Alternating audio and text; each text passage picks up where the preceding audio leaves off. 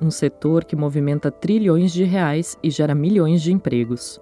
Um setor que só cresce, mas um setor cujo desempenho econômico não produz efeitos para toda a população, que acaba pagando um preço alto pelo seu crescimento.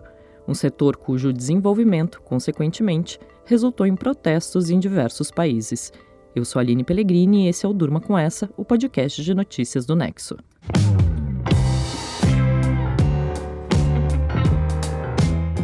Olá, eu sou a Suzana Souza e tô aqui com a Aline para apresentar esse podcast que vai ao ar todo começo de noite, de segunda a sexta, sempre com notícias que podem continuar a ecoar por aí.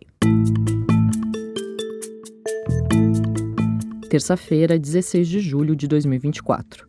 Dia seguinte ao alerta de uma autoridade da Unesco, a Agência das Nações Unidas para a Educação, Ciência e Cultura, de que os protestos contra turistas vão se espalhar pela Europa se as autoridades do continente não resolverem os efeitos negativos do turismo de massa na vida dos moradores. O aviso foi feito por Peter De Bruyne ao canal americano CNBC. O Peter De Bruyne se refere aos protestos que nas últimas semanas tomaram as ruas de várias cidades europeias, incluindo Barcelona. No dia 6 de julho, residentes do município espanhol protestaram de forma inusitada.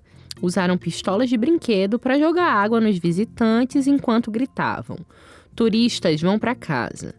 E carregavam cartazes que diziam: "Barcelona não está à venda."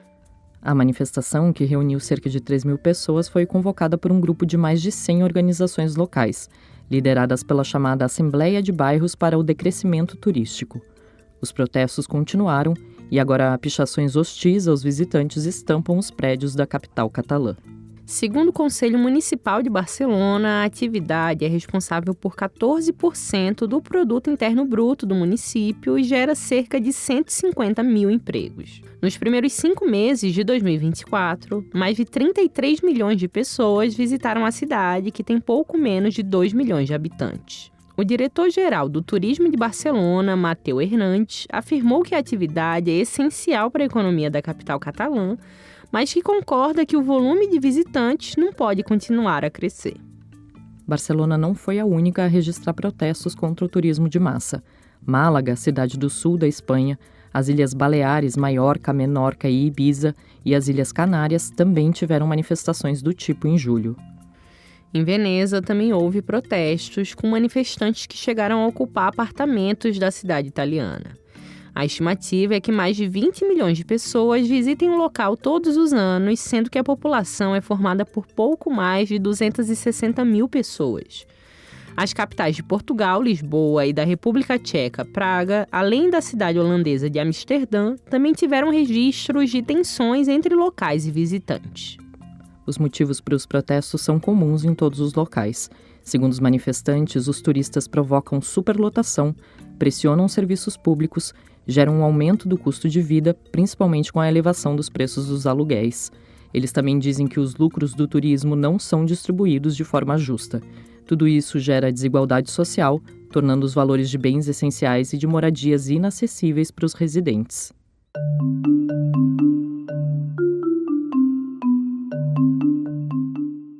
O turismo é a indústria que mais cresce no mundo, segundo a BBC. A rede britânica aponta que entre os principais fatores para esse crescimento estão o aumento do número de resorts e hotéis, além do aumento na quantidade de dias de férias dos contratos de trabalho e principalmente a internet, que permitiu que as pessoas pesquisassem destinos de férias e fizessem seus próprios roteiros de viagem. O turismo levou mais de 3,5 bilhões de euros para Barcelona em 2023. O montante não é tão diferente do registrado por outras cidades europeias consideradas cartões postais. O continente é o que mais recebe turistas, e julho e agosto de 2024, verão europeu, pode representar um recorde.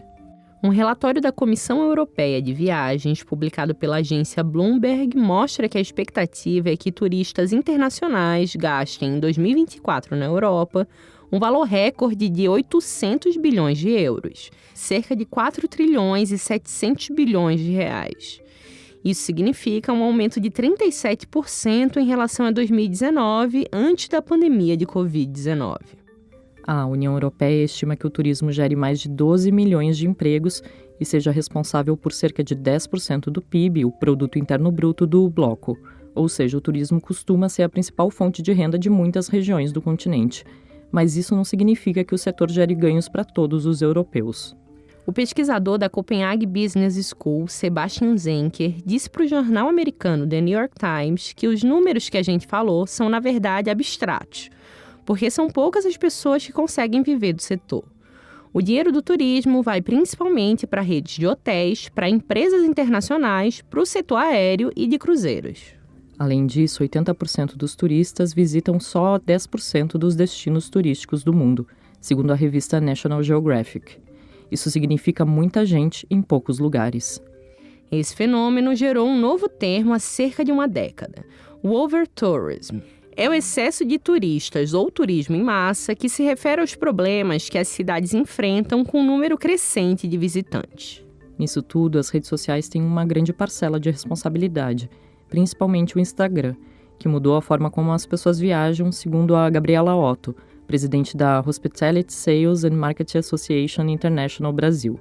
Ela disse para o Nexo que o Instagram promove isso por causa da autenticidade das postagens, com pessoas que não estão vendendo pacote turístico postando fotos de destinos, dando uma maior credibilidade para os locais visitados. Além disso, as redes sociais tornaram a tarefa de encontrar bons restaurantes e novos destinos turísticos mais fácil.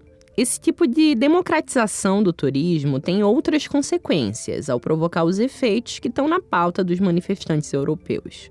Uma piora na qualidade de vida dos residentes, com inquilinos despejados por proprietários que preferem transformar suas habitações em locais de aluguel temporário, com o preço das casas subindo. Isso além de filas gigantes, barulho, praias lotadas e os danos em locais históricos, como o caso do homem que pichou o Coliseu na Itália.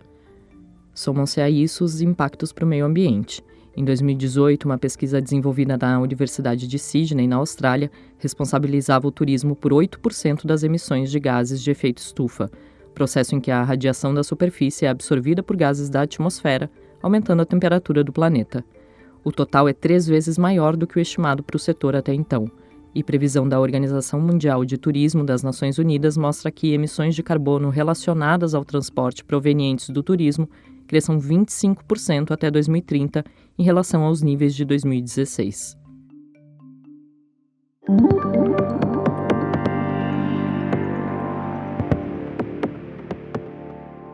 Muitos governos europeus enfrentam então esse novo dilema. Como lidar com o excesso de turistas que, ao mesmo tempo que são importantes para a economia, trazem sérias consequências para os locais e principalmente para os ecossistemas da região? Algumas medidas já foram tomadas. Berlim, a capital da Alemanha, proibiu aluguéis de curto prazo em 2014.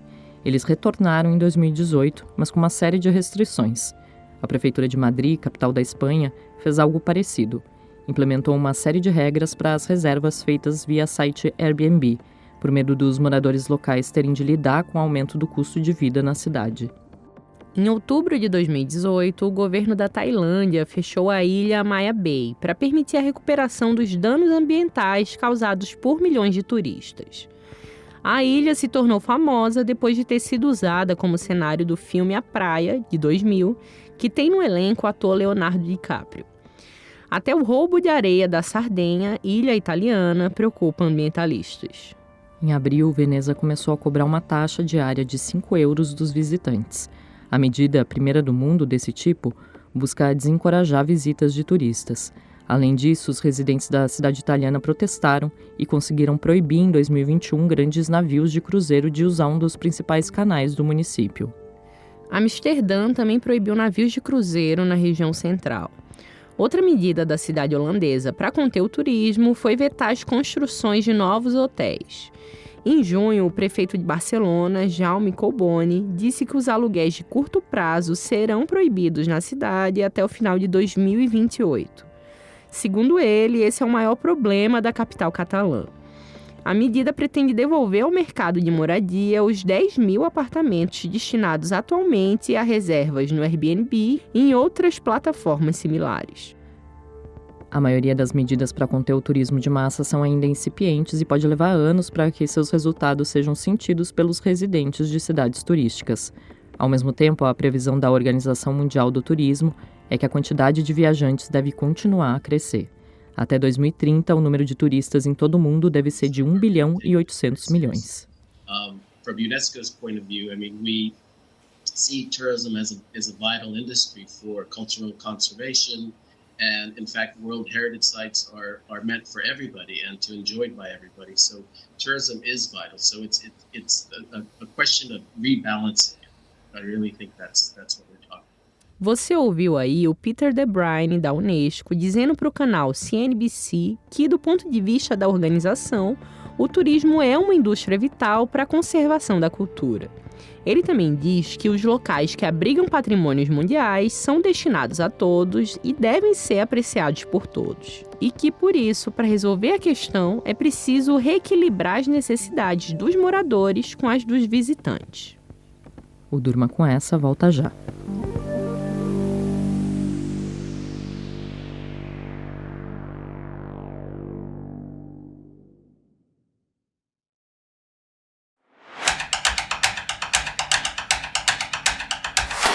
Donald Trump anunciou na segunda-feira que terá como vice o senador J.D. Vance, na sua tentativa de voltar à Casa Branca nas eleições presidenciais de 5 de novembro. O Lucas Zachary escreveu sobre o tema. Lucas, quem é o J.D. Vance? O J.D. Vance é senador pelo estado de Ohio desde 2022, local onde ele nasceu. Ele serviu a Marinha Americana durante a Guerra do Iraque, no conflito que durou entre 2003 e 2011. Depois fez faculdade de Direito em Yale e se tornou empresário no Vale do Silício, um importante polo tecnológico da Califórnia. Vance ficou conhecido em 2016 com o lançamento do livro Hillbilly Elegy, traduzido para português como Era uma Vez um Sonho. É um livro de memórias da sua infância, contando especialmente sobre a dificuldade que tinha com a sua mãe, alcoólatra e dependente química, e como foi cuidado por sua avó materna. E Lucas, ele ficou conhecido depois desse livro que ele escreveu virar um best-seller nos Estados Unidos, certo? Por que esse trabalho dele fez tanto sucesso? O livro foi lançado cerca de 5 meses antes da eleição que levou o Donald Trump à presidência dos Estados Unidos, lá em 2016. À época, os críticos literários e a mídia hegemônica entenderam que o livro retratava os motivos que levaram a classe trabalhadora branca e americana a votarem em Trump. O livro ficou 74 semanas na lista dos mais vendidos de não-ficção do jornal The New York Times, chegando a alcançar a primeira colocação. Além disso, vendeu mais de 1.600.000 cópias no território americano, de acordo com a empresa de pesquisa de mercado Circana. É importante destacar que o livro recebe muitas críticas também por seu aspecto pessoal. Sociólogos e analistas entendem que Vance coloca a pobreza como algo cultural e patológico, distante do processo histórico e social enfrentado pelos moradores da região da Cordilheira Apalache, no Nordeste americano. O texto do Lucas você lê no nexojornal.com.br.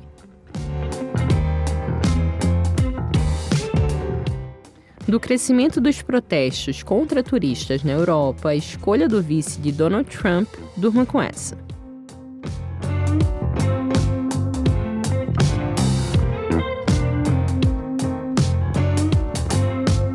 Com roteiro, apresentação e produção de Aline Pellegrini, edição de texto e apresentação de Suzana Souza, participação de Lucas Zachary, edição de áudio de Bruno Bimbati e produção de arte de Lucas Neopman, termina aqui mais um Durma com Essa. Amanhã tem mais. Até!